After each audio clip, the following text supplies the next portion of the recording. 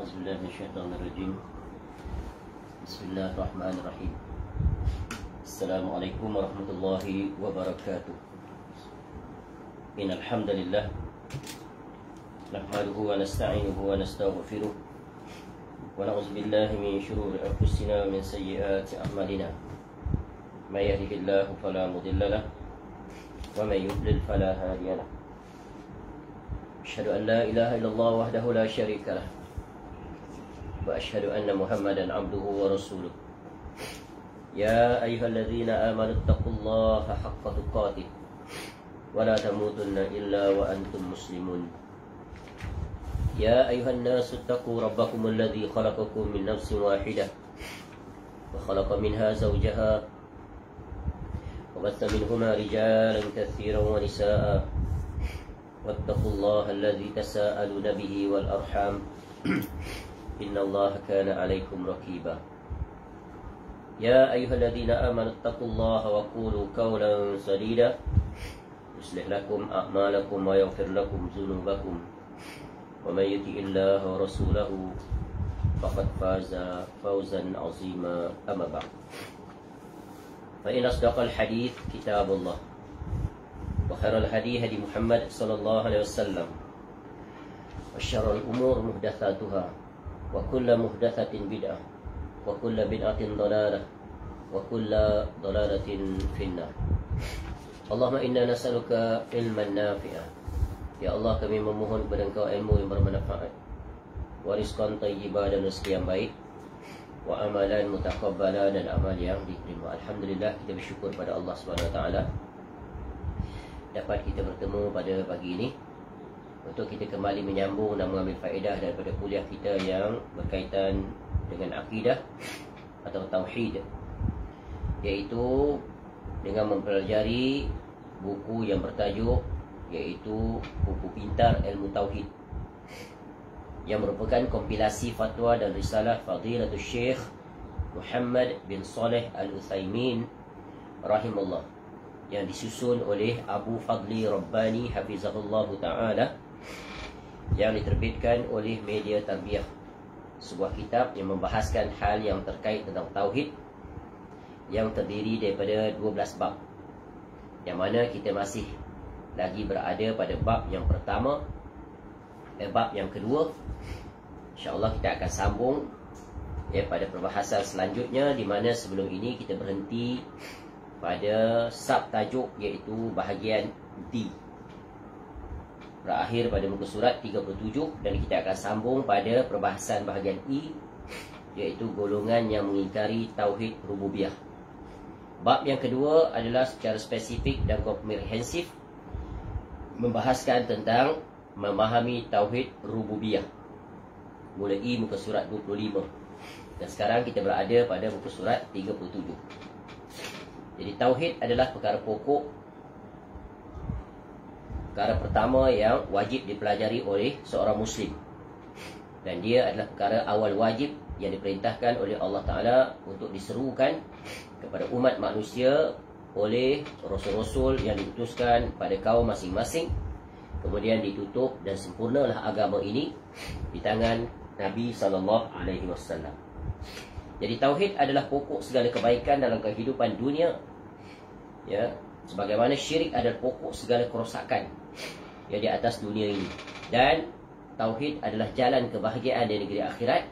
Begitu kebalikannya, syirik adalah penyebab kebinasaan, azab yang kekal abadi di dalam neraka. Syekhul Islam Ibn Taymiyah rahimahullah mengatakan, aslus salah at-tauhid wal iman, wa aslul fasad asyirku wal kufru. Asal pokok, dasar kebaikan itu adalah tauhid dan iman.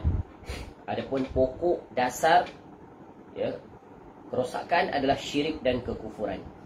Kerana itulah para salafus saleh, penyambung risalah tauhid ini yang diwarisi daripada Rasulullah SAW, baik secara ilmu maupun pengajaran dan penerapan, mereka sangat memberikan perhatian terhadap tauhid dan pengajarannya, penyebarannya dan dakwahnya, dan kemuncak mempertahankannya dengan jihad di medan pertempuran.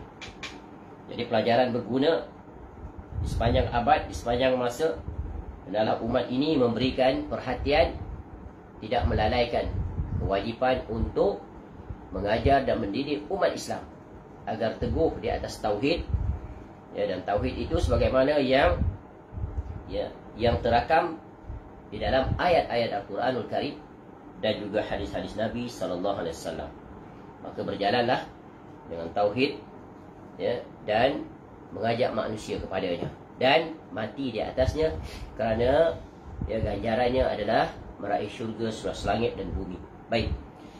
Pada bahagian I muka surat 37, iaitu di bawah tajuk sambungan golongan yang mengingkari tauhid rububiyah. Dan telah kita sebut sebelum ini, tauhid rububiyah adalah mengimani Allah Ta'ala, mengesakan Allah Ta'ala dari sisi af'alullahu ta'ala, segala perbuatan Allah Ta'ala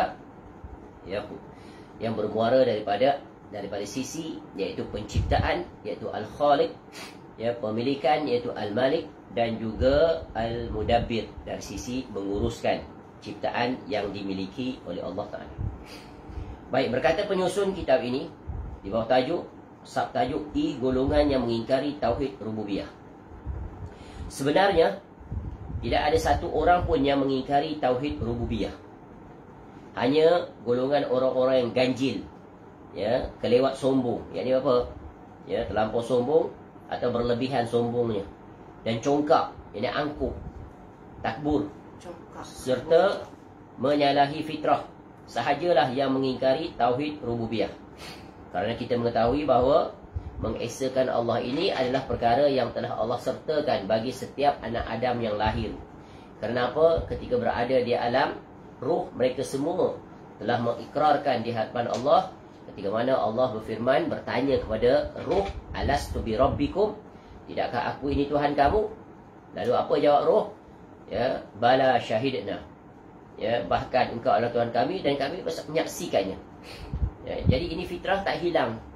Sampai dia mati, walaupun di dalam kehidupannya dia kufur kepada Allah, dia mengingkari Allah, dia menentang Allah, bahkan dia berani mencabar Allah, namun dalam hati sadumarinya tetap dia mengakui bahawa Allah itu adalah Rabb yang memberikan kehidupan, yang mengambil nyawanya, yang mengurniakan nikmat, yang mengatur alam, menciptakan dan segala-galanya.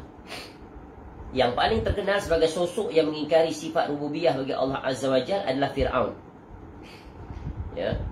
Allah Subhanahu wa ta'ala berfirman tentang ucapan Fir'aun pada kaumnya,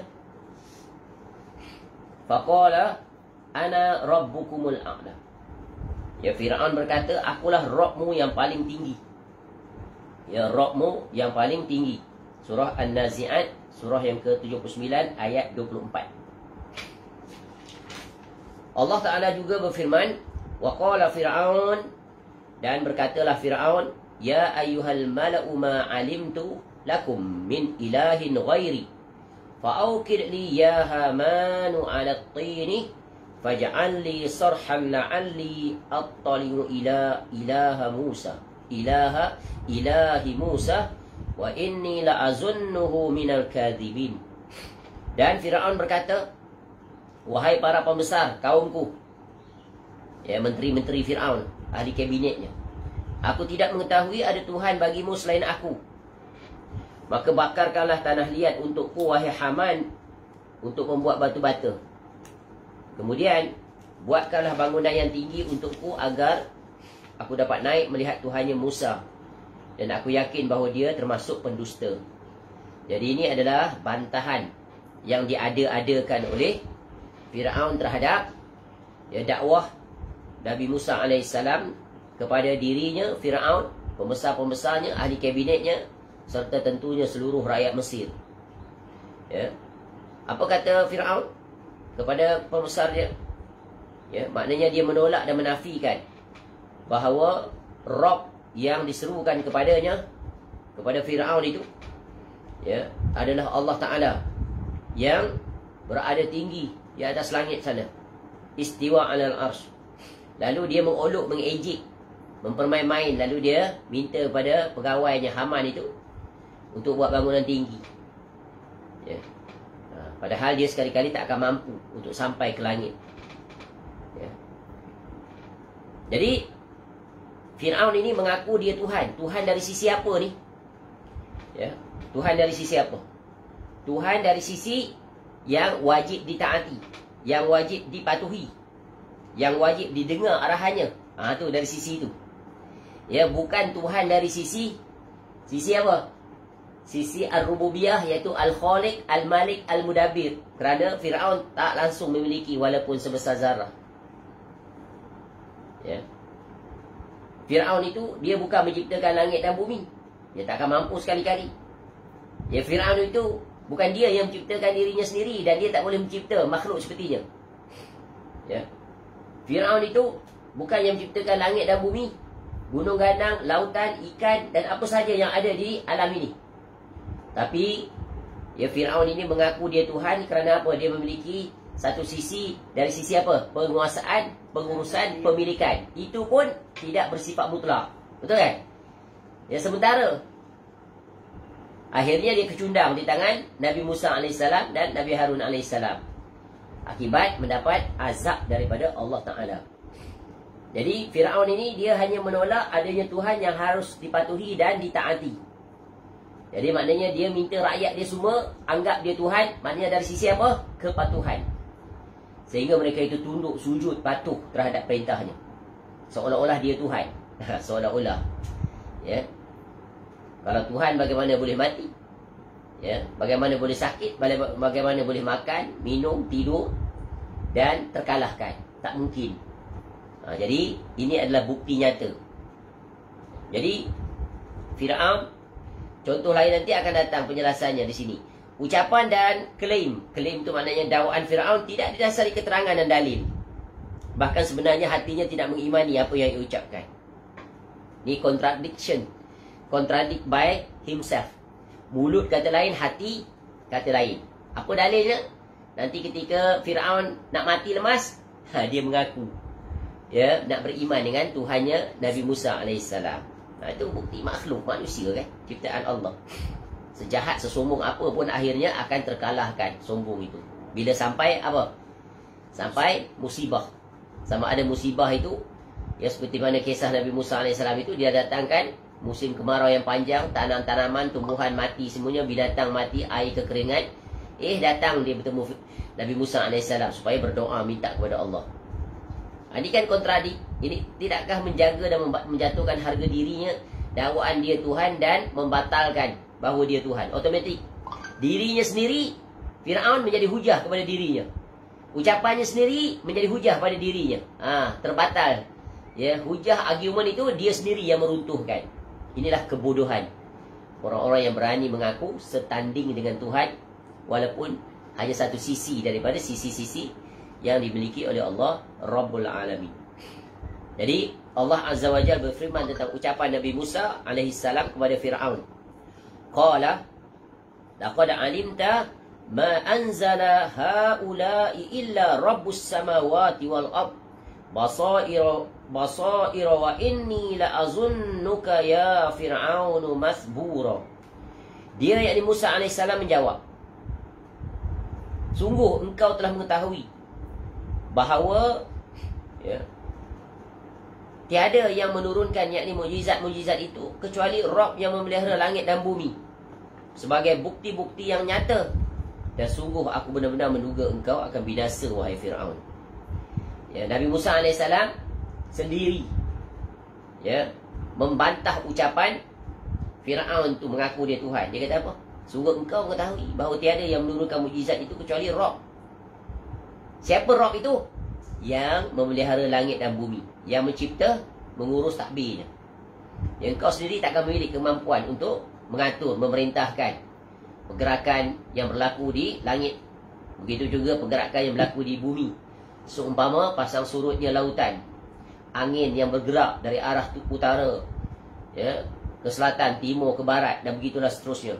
Jadi itulah bukti-bukti yang nyata di depan kamu. Ya. Jadi akibat itu apa kata Nabi Musa AS? Mengancam Fir'aun. Ya, aku benar-benar menduga engkau akan binasa, wahai Fir'aun. Kerana apa? Kerana penolakannya itu. Ya, dan Allah yang maha mengetahui apa saja yang terbersit di dalam hati.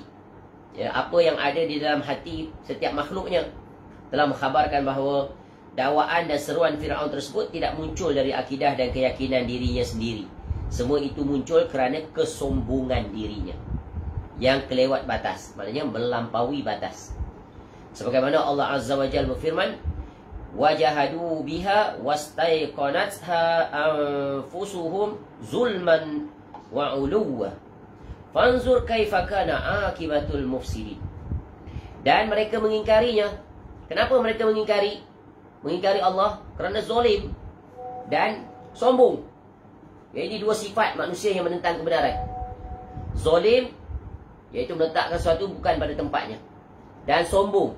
Apa makna sombong? Ya, al-kibru, al-kibriya. Apa sombong? Ya, bataral haq wa ghamtun nas. Kata Nabi SAW, sombong itu adalah menolak kebenaran dan meremehkan manusia. Ada tak sifat ni pada Firaun? Sangat sempurna, betul kan?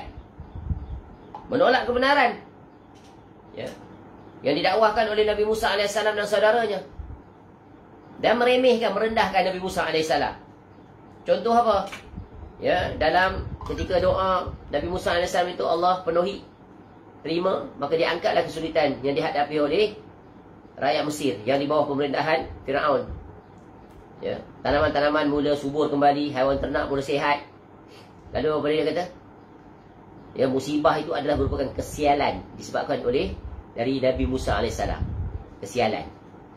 Adapun ya, keberkahan ini, ya, tumbuh-tumbuhan tanaman berbuah, berbunga dan sebagainya adalah daripada kami. Nampak betapa jahatnya ni. Ya, tak tahu bersyukur, kufur. Padahal itu sendiri telah membatalkan ketuhanan dia. Kenapa dia sendiri kalau mengaku Tuhan, kenapa dia tak boleh turunkan hujan?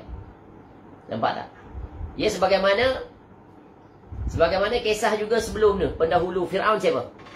Siapa pendahulu Firaun dalam mengaku Tuhan? Iaitu Namrud. Namrud yang berhadapan dengan siapa? Nabi Ibrahim AS, Raja Babylon. Ya, sebagaimana Allah kisahkan dalam surah Al-Baqarah, surah yang kedua, ayat 258. Ini dua tokoh ni Allah rakam yang berani mengaku Tuhan. Ya, tapi terbungkam mereka itu bila berhadapan dengan hujah. Sama ada hujah ya daripada wahyu yang disampaikan oleh Rasul yang diutus di tengah mereka, atau hujah yang ada pada diri mereka sendiri. Jadi mereka dicipta, bukan mencipta. Ya, Allah bagi kisah ini untuk pelajaran dan pengajaran yang sangat berguna di sepanjang zaman. Jangan sombong dan zalim, menolak kebenaran. Apabila kebenaran itu telah terang jelas, tak terbantahkan, tunduk, taat, ikut. Dalam surah Al-Baqarah tadi Allah berfirman, alam tara ila alladhi hajja Ibrahim fi rabbih an atahu Allahul mulk idh qala Ibrahim rabbi alladhi yuhyi wa yumit qala ana uhyi wa umit. Ini dialog di antara Nabi Ibrahim AS dengan Namrud. Ya, para ulama menyebutkan di dunia ini ada 4 raja besar dunia yang menguasai dunia, luas empire dia. 2 yang mukmin, 2 yang kafir. Yang mukmin siapa? Yaitu Nabi Sulaiman AS, anak kepada Nabi Daud AS, dan Zulkarnain AS yang dipaparkan dalam surah Al-Kahfi itu. 2 raja kafir siapa? Yaitu Namrud yang dihadapi oleh Nabi Ibrahim AS, dan Bukhtanasar, ya, sebagaimana yang disebut oleh ya Al-Imam Al-Mujahid, ya, tafsir Mujahid, salah seorang ya ulama tafsir. Kemudian dinukilkan oleh para ulama tafsir semisal Al-Imam Abu Ja'far At-Tabari, ya, Al-Imam Ibnu Katsir rahimahullah dan seumpamanya. Apakah kamu tidak memerhatikan orang? Ya, siapa orang itu? Yaitu Namrud, raja Babilonia. Nabi Ibrahim AS kampung negara daripada mana? Bumi Kaldan. Di mana? Babilonia, Iraq sekarang. Yang mendebat Ibrahim AS tentang Rabbnya, jadi Allah Ta'ala. Kerana Allah telah memberikan kepada orang itu kekuasaan pemerintahan. Ya, dia raja. Nabi Ibrahim AS datang berdakwah kepadanya. Ketika Ibrahim AS berkata kepadanya, Ya. Rabbiyalladzi yuhyi wa yumit. Tuhan aku. Nabi Ibrahim AS memperkenalkan kepada siapa? Kepada Namrud tu yang mengaku Tuhan tu. Ya. Rabb aku adalah Allah Ta'ala. Ya. Siapakah Allah Ta'ala itu? Dia yang memiliki ya, sifat iaitu ya, perbuatannya adalah menghidupkan dan mematikan. Para ulama tafsir kata ketika Nabi Ibrahim AS berkata seperti ini, lalu Namrud menjawab. Dia menipali. Dia hujah kan? Dia pun datangkan hujah. Aku pun boleh juga menghidupkan dan mematikan. Lalu dia kata apa? Dia minta pembesar-pembesar istana dia yang mendatangkan 2 orang. Mendatangkan 2 orang. Lalu dia menyuruh membunuh salah satu daripada keduanya. Dan memaafkan dan melepaskan salah satu lagi. Maka dia tengok aku telah mematikan, jatuhkan hukuman bunuh orang pertama, orang kedua aku bebaskan, maka aku telah memberikannya kehidupan. Itu contoh. Ya, sebagaimana para ulama tafsir sebut. Ya. Lalu apa kata Nabi Ibrahim AS? Ya. Qala Ibrahim, fa inna Allah ya'ti bisyamsi minal masyriq. Tu. Sesungguhnya Tuhanku, yakni Allah yang ya, menghidupkan dan mematikan tadi itu, salah satu daripada sifat-sifat Allah. Ya, menerbitkan matahari dari timur ke barat. Ya. Tu. Allah ya, menerbitkan matahari daripada timur ke barat. Fa'ti biha minal maghrib. Sekarang kau cuba buat. Kau terbitkan bulat matahari tu dia dari barat. Lawan arah. Fabuhital ladzi kafar. Maka Allah sebut Namrud tu orang kafir, sebagai kafir. Lalu kafir itu pun heran dan terdiam, terbungkam, tak kata apa-apa. Sekarang kamu tunjuklah kamu Tuhan kan. Kamu terbit tengok matahari tu, kau perintah sekarang. Ya, ni checkmate KO terus. Dia tak boleh bangkit lagi dah. Lalu Allah tutup dengan perkara ini, wallahu la yahdil qaumaz zalimin. Dan Allah tidak memberi petunjuk pada orang yang zalim. Ya, inilah bahaya kalau jadi orang zalim. Kalau jadi orang sombong, tertutup hidayah baginya. Walaupun 1000 dalil telah ditegakkan, tetap degil, ingkar, hati dah mati. Inilah bahaya kalau hati mati. Hati sakit still okey, boleh dirawat, hospitalize kan dia. Ya, special therapy, very close monitoring, insya-Allah adalah harapan. Jadi kalau dah hati mati, macam mana nak hidupkan? Dah mati. Ya, dah mati. Pokok dah mati, boleh hidupkan tak? Pokok tu dah mati. Tak boleh lah, tak boleh dah. Manusia dah mati, boleh hidupkan tak di dunia? Ada manusia boleh menghidupkan? Tak. Tunggu nanti di negeri akhirat, Allah akan hidupkan kembali. Jadi pelajaran yang sangat berguna. Ya.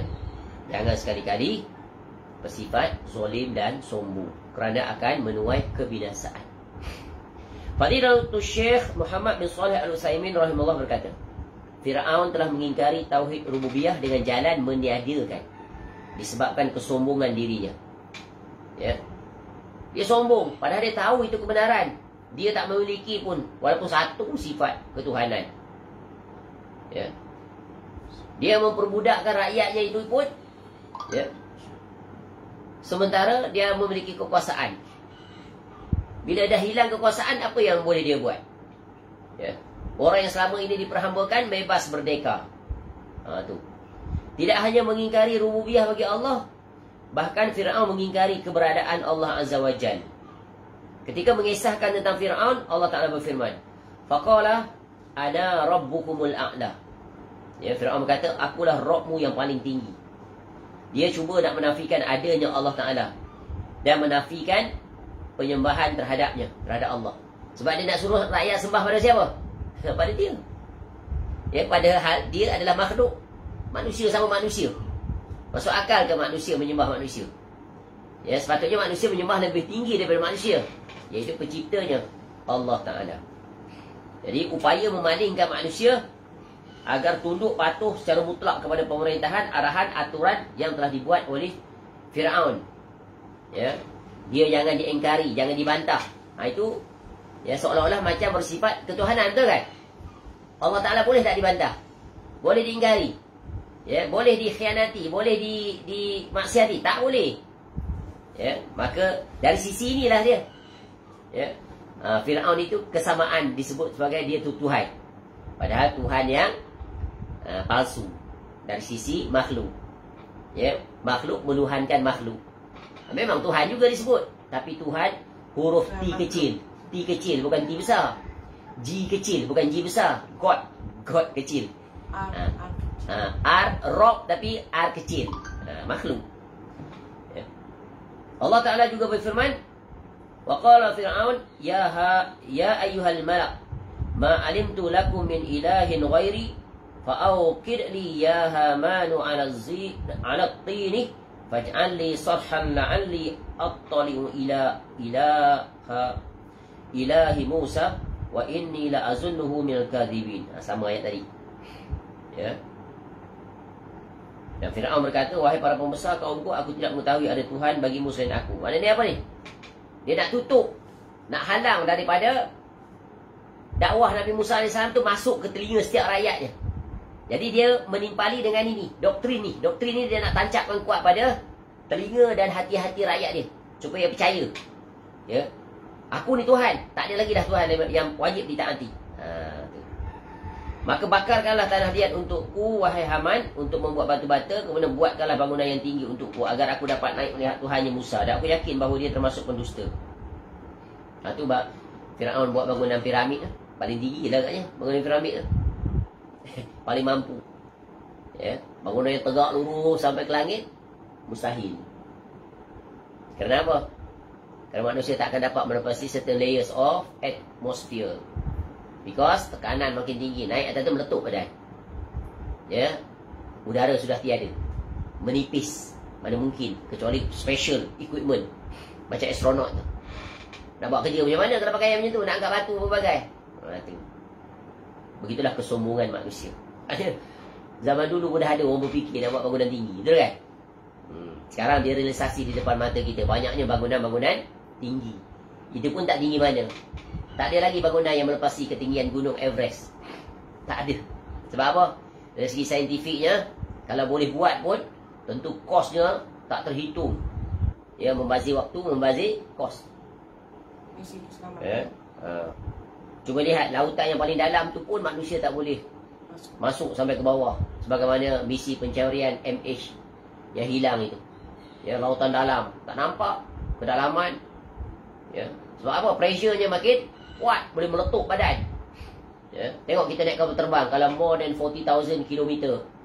Ya, kadang-kadang dia turun tu kita rasa different in term of reducing of pressure. Kita akan rasa sakit sangat kat kepala. Itu kan pressure. Tapi kapal terbang tu dah design untuk compensate difference pressure. Kalau tidak meletup gitu. Ya. Putus urat-urat ni. Tu kalau sebab tu kapal terbang dia tak boleh turun secara mendadak buruk gitu. Dia gradual, step by step. Tu gradual. Dia punya turun dia tu daripada altitude ketinggian tertentu. Baik. Ini merupakan bentuk kesombongan Firaun. Kerana ia berkeyakinan bahawa tidak ada Tuhan selain dirinya. Allah berfirman, "Wajahadu biha wastaiqanatha anfusuhum zulman wa 'uluwa. Fanzur kaifa kana aqibatul mufsidin." Dan mereka mengingkarinya kerana zolim dan kesombongan. Dia tahu kebenaran tapi tolak. Dia nak ingkar juga, tapi hati mengakui kebenaran. Binasalah orang seperti ini. Padahal hati mereka, tengok, hati mereka meyakini kebenaran sebab fitrah. Dan tak masuk akal pun. Betul kan? Firaun yang mengaku dia Tuhan tu, dia pun tahu dia bukan Tuhan sebenarnya. Kalau dia Tuhan, bagaimana perancangannya yang teliti itu pun ada cacat celahnya. Sehingga Nabi Musa AS, yang dia bela, yang dia ambil itulah yang akan menyatukan kerjaannya. Itu bukti nyata depan matanya. Ya. Bagaimana dia sendiri boleh mati lemas? Kalau dia Tuhan tak akan mati. Ya, hayyun la yamut. Tapi mati dia. Ya. Maka perhatikanlah bagaimana kesudahan orang berbuat perosakan. Surah An-Naml, surah yang ke-27 ayat 14. Meski demikian, sebenarnya jauh di lubuk hatinya Firaun mengakui adanya Rabb yang mencipta, iaitu ya, Allah Azza wa Jalla berfirman tentang Nabi Musa AS yang berkata kepada Firaun, Qala Laqad alimta ma anzala haula'i illa rabbus samawati wal ard, ya, wal ardi basaira wa inni la azunnuka ya fir'aunu mathbura.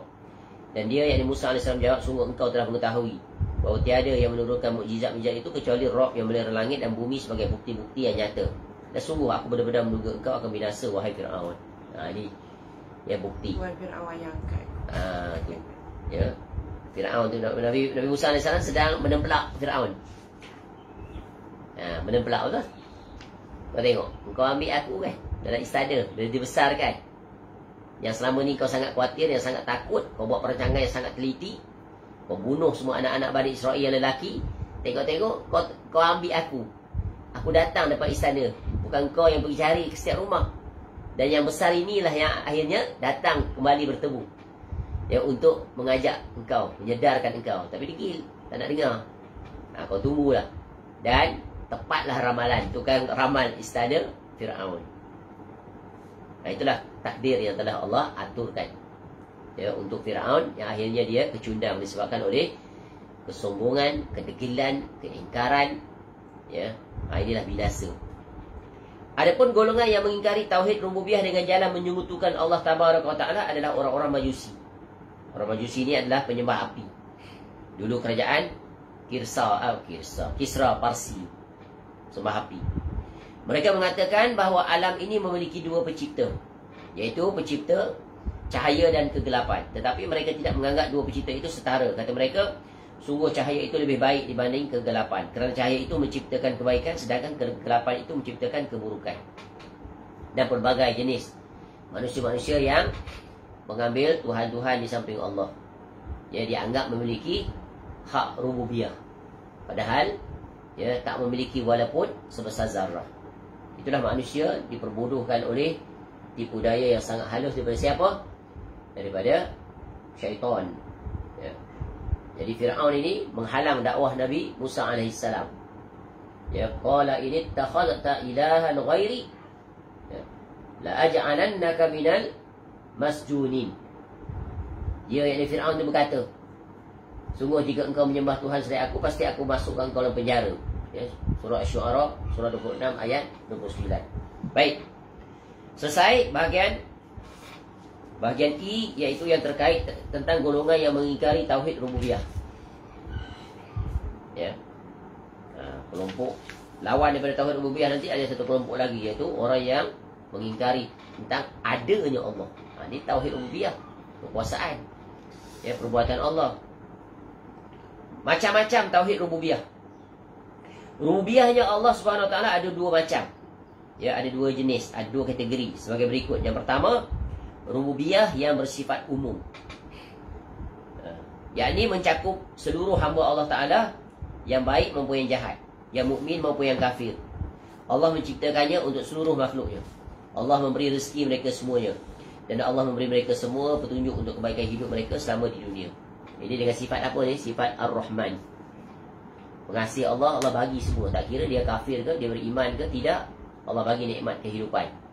Bagi tubuh badan sihat, makan, minum, ada pekerjaan, ada keluarga yang boleh menjalankan berbagai aktiviti, menikmati hidup dunia ini.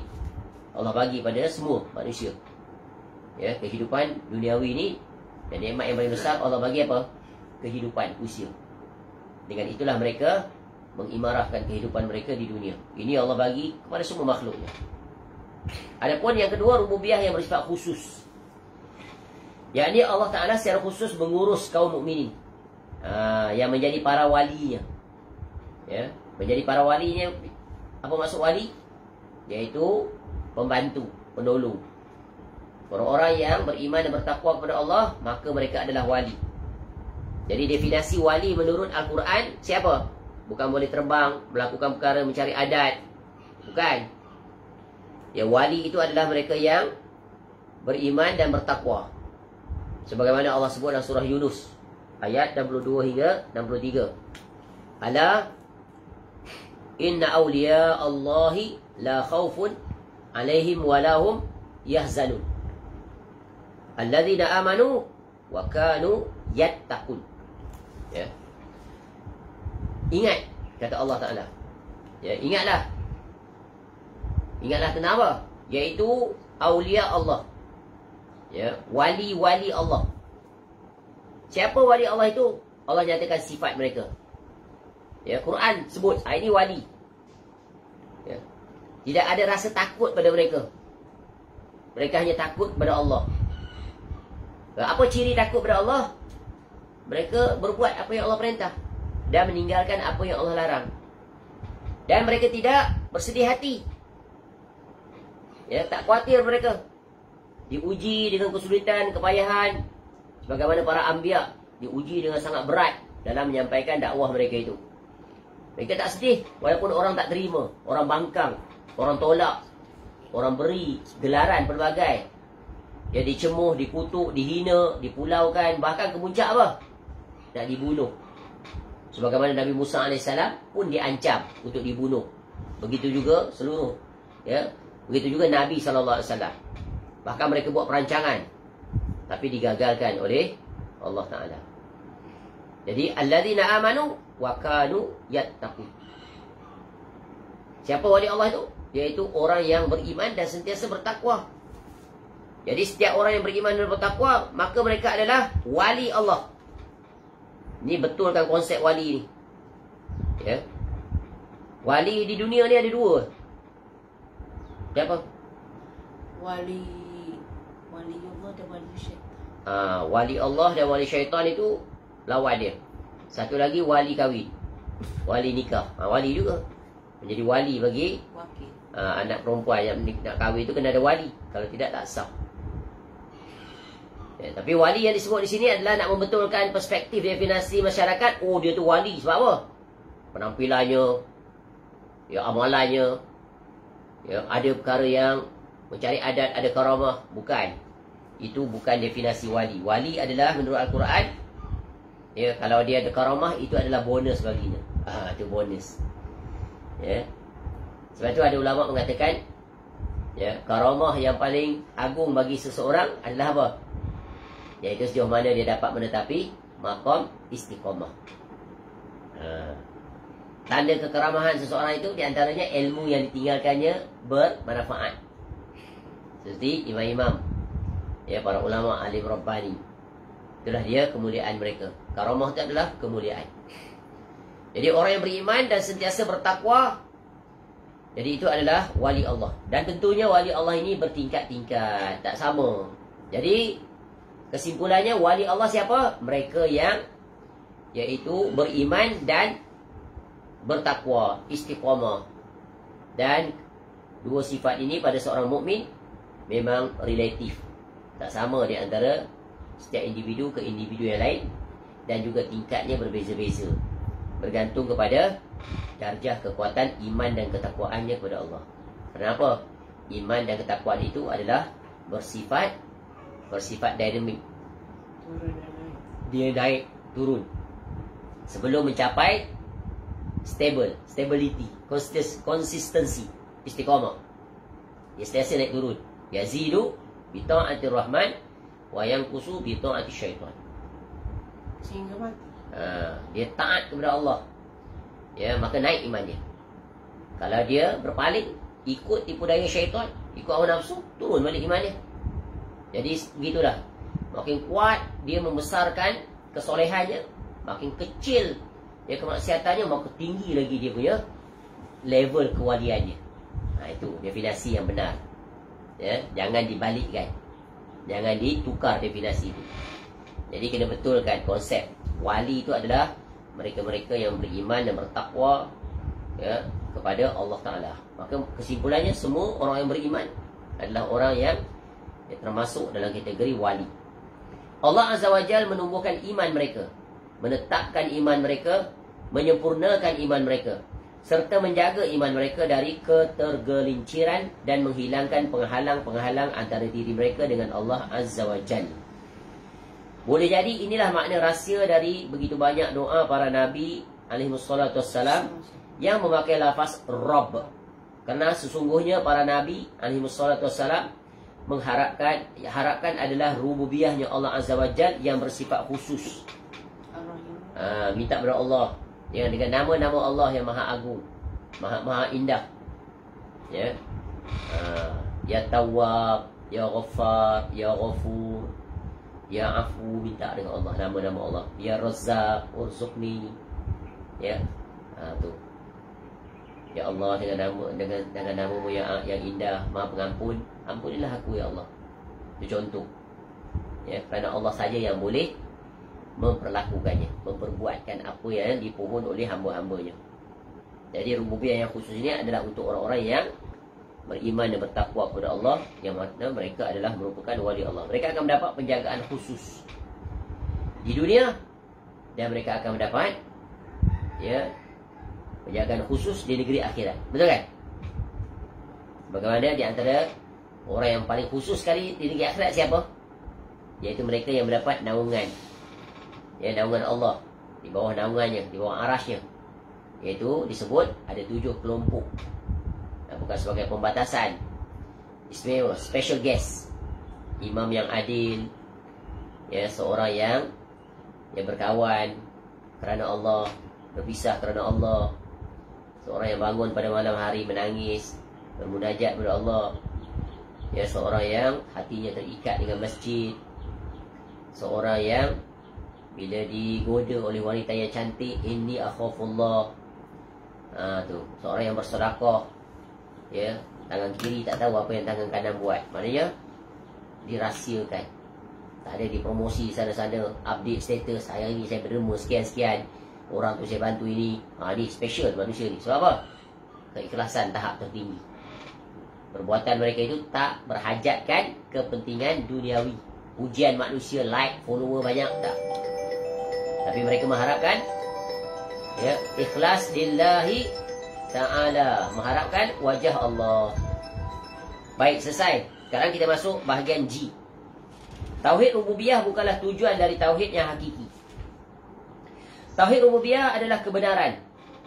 Perkaranya sangat agung, dan tidak sah imannya seorang hamba apabila ia tidak mengimani tauhid rububiyah. Sebab tauhid sebagaimana yang kita sebut, untuk memudahkan pemahaman, maka diklasifikasikan secara spesifik 3 tu. Tauhid rububiyah, tauhid uluhiyah, asma' wa sifat. Asal daripada tauhid 1, tapi untuk nak categorizekan dia, maka di-cascade down kepada 3 maksud yang memiliki definisi yang khusus. Tapi semuanya itu tak terpisahkan. Baik, boleh faham tu. Jadi tak sah iman seorang hamba bila dia tidak mengimani tauhid rububiyah. Tak sah. Maksudnya, kalau dia tak mengakui tauhid rububiyah, dia kafir. Kenapa? Dia telah kufur kepada Allah. Allah Al-Khaliq, dia tak percaya, dia tolak. Sebagaimana Fir'aun tadi. Akan tetapi meski agung kedudukannya, meski demikian agungnya kedudukan tauhid rububiyah, bukanlah bermakna tauhid ini yang menjadi tujuan diutusnya para rasul alaihi wassalatu wassalam, dan bukan tauhid yang menjadi tujuan diturunnya kitab-kitab suci. Maksudnya begini, seluruh para rasul-rasul alaihi wassalatu wassalam, misi utama mereka adalah untuk mengembalikan umat masing-masing yang telah tergelincir daripada mentauhidkan Allah dalam beribadah. Hakikatnya mereka tetap mengakui dari sisi rububiyah.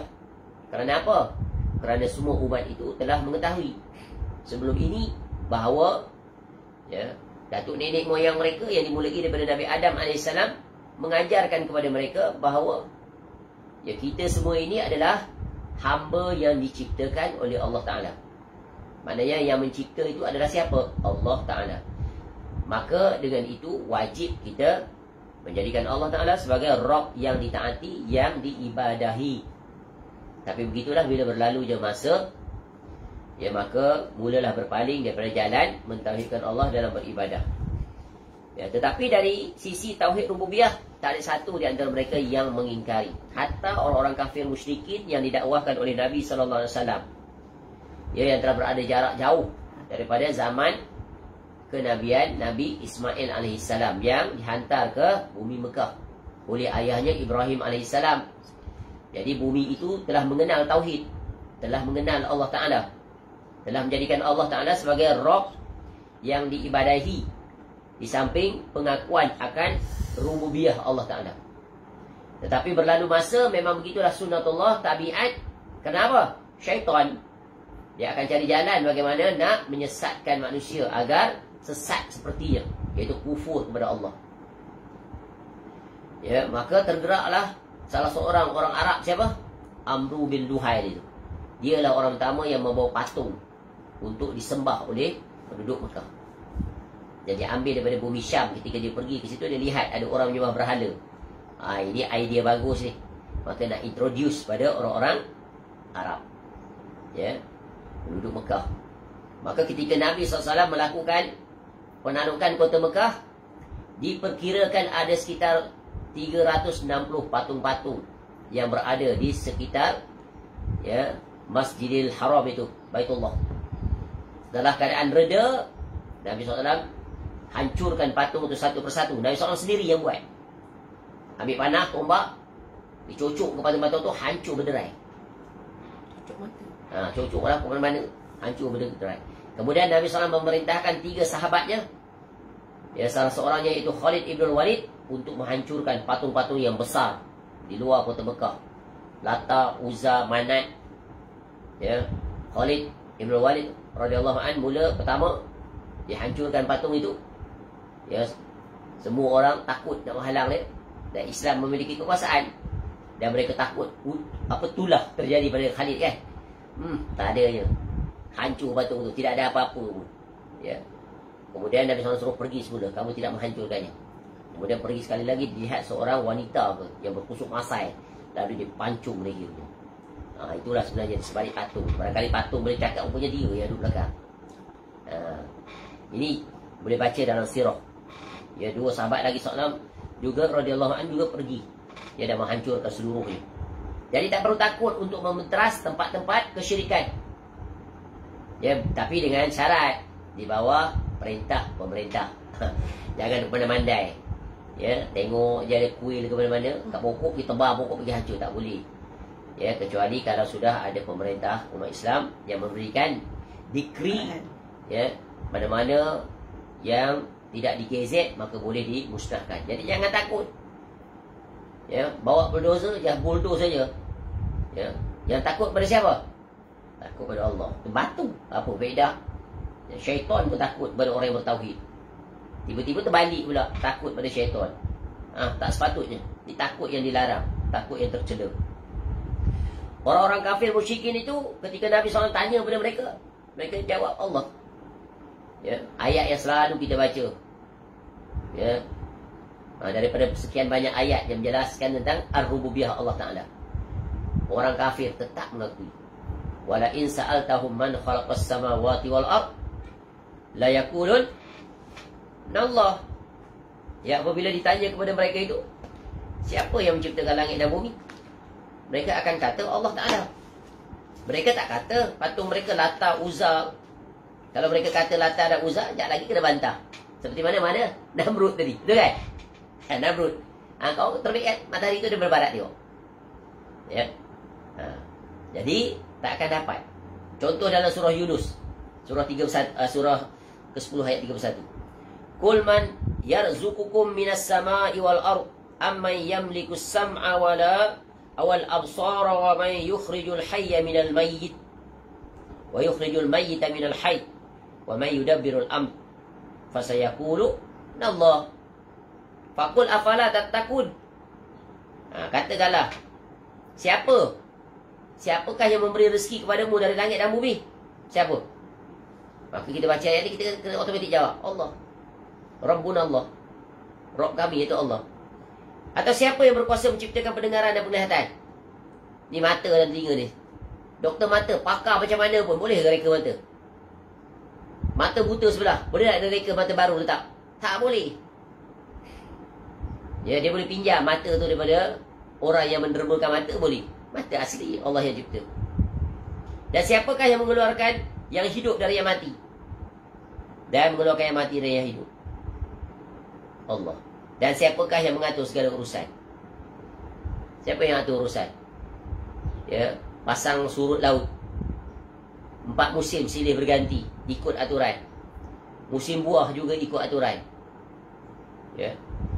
Maka mereka pasti akan jawab Allah. Ya. Lalu Kalau begitu, maka katakanlah, mengapa kamu tidak bertakwa kepadanya? Kenapa kamu tak sembah Allah? Kenapa kamu ambil patung?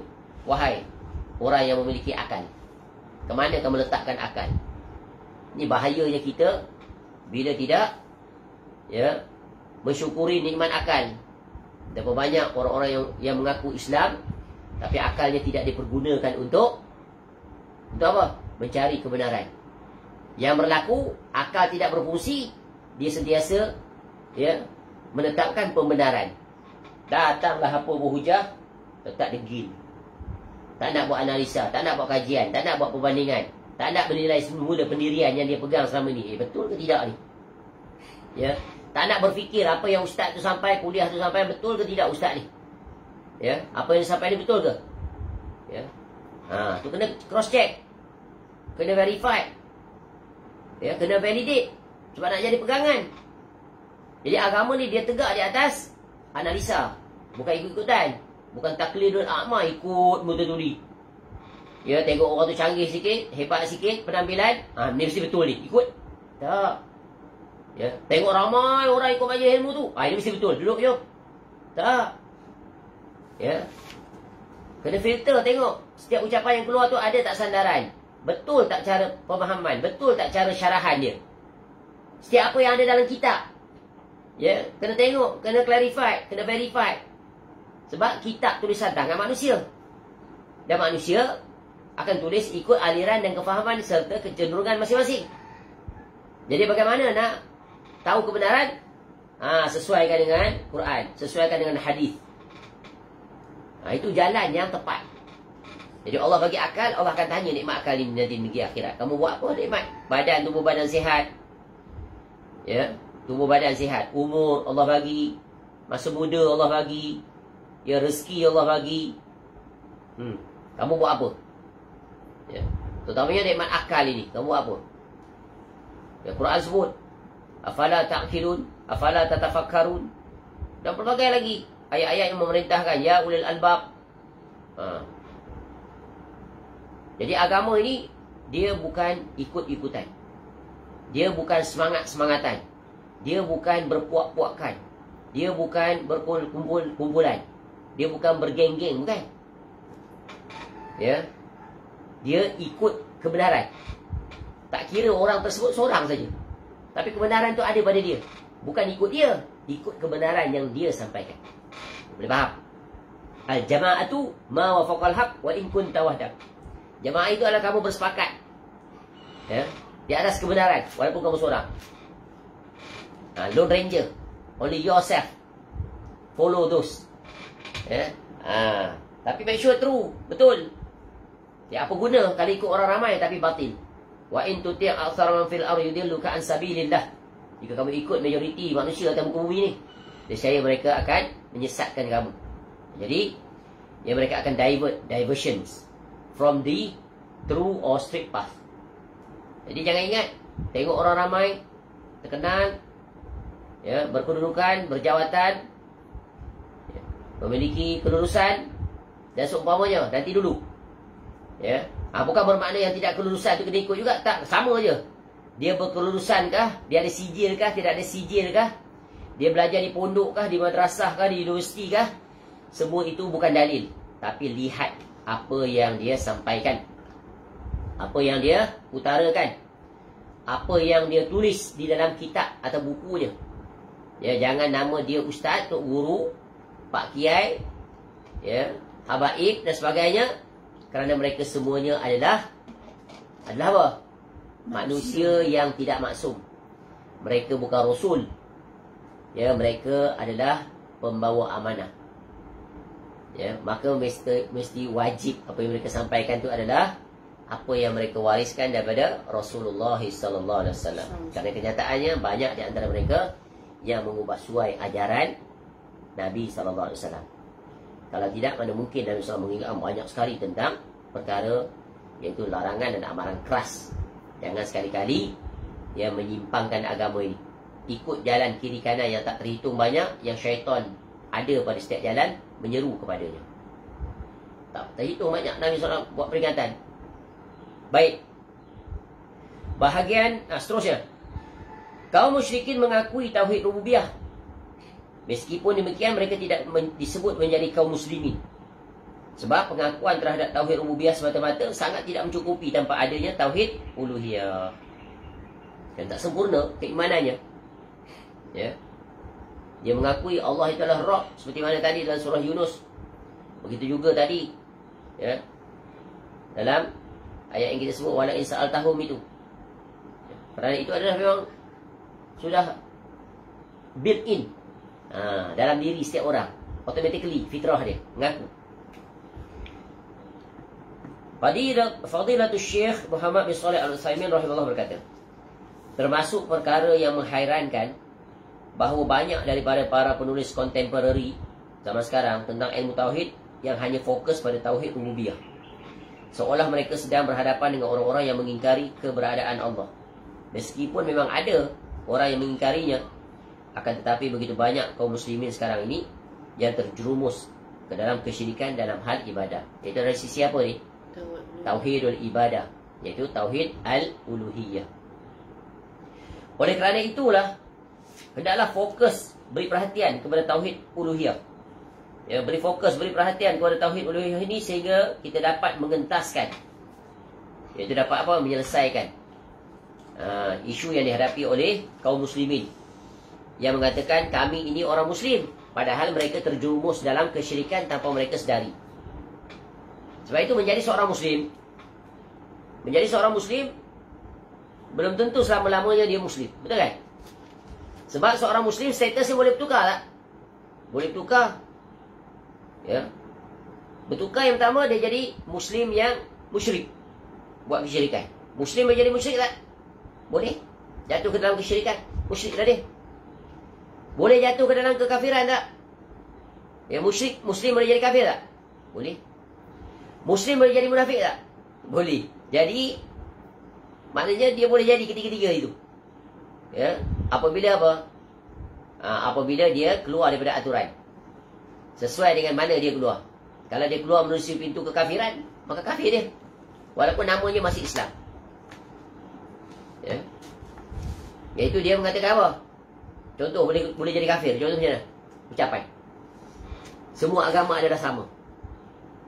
Agama Hindu kah dia, Kristian kah dia, Yahudi ke, semua agama sama. Semua agama tu mengajar kebaikan, semuanya nak bawa ke syurga. Tu. Ya, maka ucapan itu adalah ucapan apa?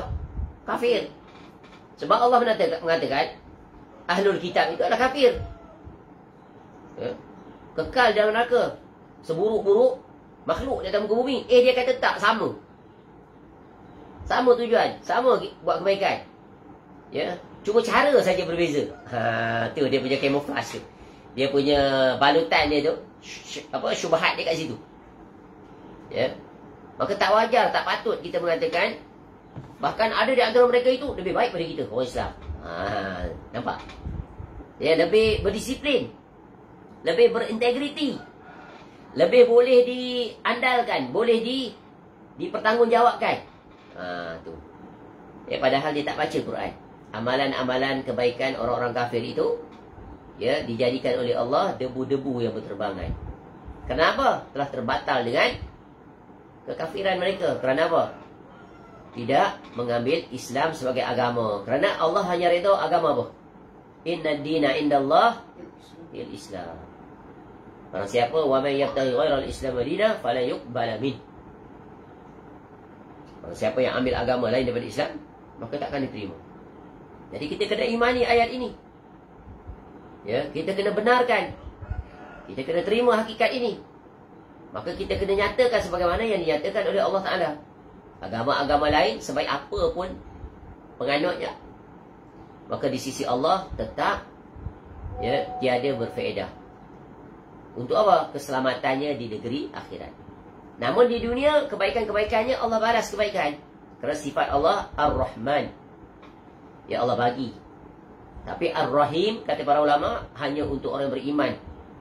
Ya, Ar-Rahman, Ar-Rahim itu hanya untuk orang beriman di dunia. Khususnya lagi Ar-Rahim untuk negeri akhirat. Allah bagi syurga. Dan Allah tak bagi pada orang kafir. Tapi di dunia Allah bagi. Dengan sifat penyayang Allah, Allah bagi nikmat, Allah bagi rezeki, bagi kesihatan, Allah balas kebaikan mereka. Itulah menunjukkan betapa adilnya Allah Ta'ala. Tapi dari satu sisi, kerana mereka melakukan kezaliman terhadap hak Allah, iaitu tidak boleh disekutukan dalam beribadah kepadanya, apatah lagi menolak dan menafikan Allah Ta'ala, maka ini satu kesalahan jenayah yang paling berat, yang tidak ada kompromi dan toleransi, serta tidak ada kemaafan, kecuali pelakunya bertaubat. Baik, selesai. H, mengimani keberadaan Allah Ta'ala. Dah 12.30. Jadi kita berhenti di sini, ya, iaitu mengimani keberadaan Allah Ta'ala berdasarkan berdasarkan alasan-alasan, iaitu daripada dalil akal, dalil indera perasaan, fitrah serta dalil syar'i, iaitu tentang kewujudan keberadaan Allah. Kalau belajar ilmu kalam, mula-mula sekali sifat Allah apa? Allahu wujud, wahdaniyah Allah Ta'ala. Dia wujud kidam baqa mukhalafatuhu lil hawadis, qiyamu bi nafsihi wahdaniyah dan seterusnya. Itu belajarlah dulu sekolah. Hafal dia. Ya. Dari segi dalil akal, dari akal terbagi pada berapa dan pelbagai lagi. Sebab kita hidup dibesarkan dalam sistem itu. Tapi bila kita jumpa kaedah para salaf, berinteraksi langsung dengan cara Al-Quran, cara hadis, mengambil terminologi yang syar'i, maka itulah yang terbaik. Lebih tenteram, lebih aman, lebih selamat. Kerana itu dia jalan Nabi SAW. Maka kembalilah dengan cara itu. Sebab itu kitab ini memaparkan cara itu. Itulah dia cara Al-Quranul Karim dalam memperihalkan terkait perkara yang paling pokok dalam kehidupan dan kematian, At-Tauhid, iaitu berinteraksi dengan ilmu yang terkait hak Allah, iaitu ma'rifatullah dengan hak, dengan benar. Jadi kalau kita nak kenal Allah, nak beribadah kepada Allah, kena ikut cara yang benar. Cara yang benar tak lain dan tak bukan cara yang disampaikan oleh Rasulullah SAW, diwarisi oleh para sahabat radhiyallahu anhum, diwarisi oleh para tabi'in dan juga para tabi'in. Itulah dia para salafus soleh, generasi terbaik. Masa mereka telah berlalu, tokoh-tokoh pelakunya juga telah berlalu, tapi cara beragama, manhaj, metodologi, prosedur, prosesnya kekal sampai sekarang. SOP-nya tetap dipelihara. Maka ikut saja. Jangan ditukar, jangan dimodify, jangan diedit, jangan di-delete, jangan di-add. What you have to do, just follow through, copy paste. Itulah makna al-ulama warathatul anbiya. Jadi kalau nak tahu ulama itu benar atau tidak, lihat ajarannya sama tak dengan Nabi SAW dan para sahabat, atau dia tukuk tambah. Kalau tukuk tambah, keluar dia daripada ulama Rabbani ataupun warathatul anbiya. Sebab waris itu adalah menerima dan kemudian mewariskan apa yang diterima. Mewariskan apa yang diterima. Yang diterima itu saja dia wariskan. Dia tak ambil yang lain lagi dah.